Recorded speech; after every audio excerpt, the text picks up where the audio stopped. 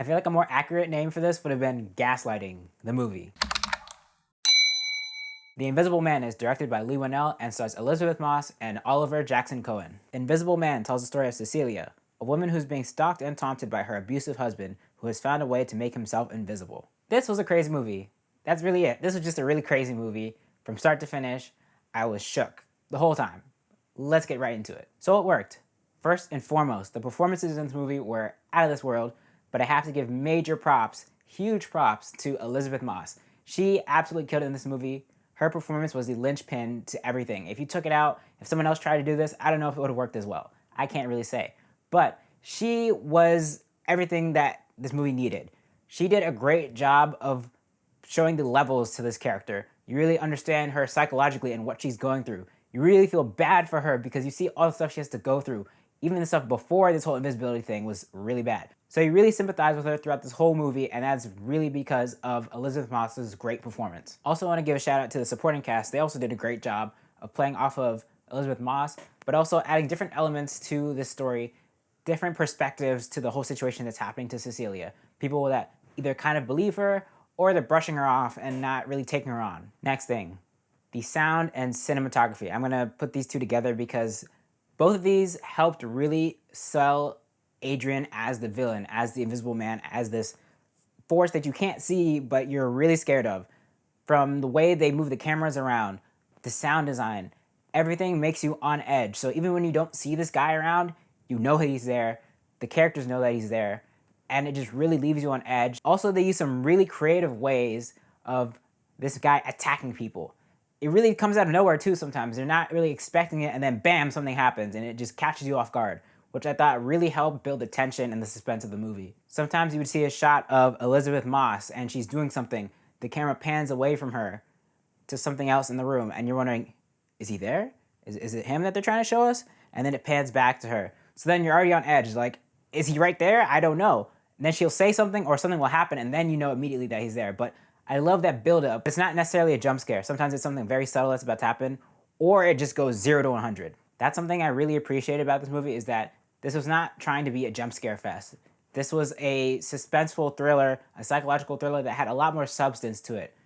They did a real deep dive into the psyche of this woman, what it's like to be in her position where there's this person from your past coming back to really mess with you, and they know that no one else is going to believe you, so they keep doing stuff to make you think you're crazy, or to make other people think you're crazy, but it doesn't seem like there's an end to it.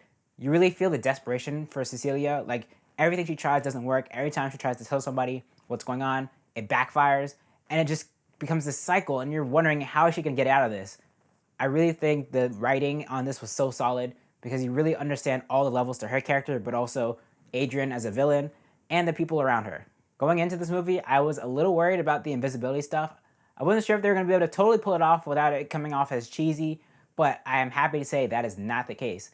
They found a lot of creative ways to use the invisibility in this movie for action, for suspense. They found really creative ways for Cecilia to fight this guy because, again, you can't see him, so you won't know where he's coming from. Adrian was an amazing villain. I mean, he was a terrible person, but as a villain, I thought he was done really well. Even in the scenes where you don't see him, you feel his presence, either through the score or the cinematography. And sometimes it's through people talking about him. No matter what, he's always present in the movie, which again kind of plays with the invisibility thing, that you don't know if he's there or not. But this way, it really just keeps the tension going because you never know where he's going to come from. But also, they keep building on his character without him actually being there. Oliver Jackson-Cohen was not in the movie that much, but it's like he is there the whole time because you feel his presence, you hear people talking about him, you see little hints that he could be around, but you don't necessarily see his face, which is, I thought, a really, really cool concept. Like I said earlier, this is not just a jump scare fest, this is a movie with substance. They use the conflict between Cecilia and Adrian to talk about abuse and gaslighting. This is, again, a movie that is not concerned totally with the scares, it's more about what's happening with the characters. So this is a cautionary tale. This is a movie that's really talking about real world issues, but through the guise of a sci-fi horror thriller. What could have been better? There's only one thing in this movie that bothered me. There were 2 instances where Cecilia had evidence literally in her hands to prove what was happening, and then she just left it where she found it. Like, she didn't take it with her, she didn't try and tell anybody that she found any of these things. Well, she did actually, but then she can't prove it because she doesn't have it in her hands. That's the only thing that didn't really make sense to me. She had the evidence in her hands. All she had to do was take it from where she found it, give it to the police, show it to the people around her, and they would have instantly believed her. I won't fault the movie too much for that. I mean, I guess that's just in the moment. Maybe she was kind of scared or in a panic, so she dropped it, or she decided to leave, whatever. But I feel like the movie would have ended a little bit sooner if she had taken that evidence. The verdict. I think The Invisible Man is solid. This was definitely one of the best movies of the year so far. It was suspenseful, it was thrilling, it was scary at times, and they did a really interesting psychological deep dive into these characters. This wasn't just a jump scare fest. This was a movie with substance. It had a message to it, but also it was really well made. So I definitely recommend checking this one out in theaters. Did you see The Invisible Man? What did you think about it? Let me know down in the comments. Also, don't forget to like this video, share it, and subscribe. Thank you for watching. I will see you in the next one.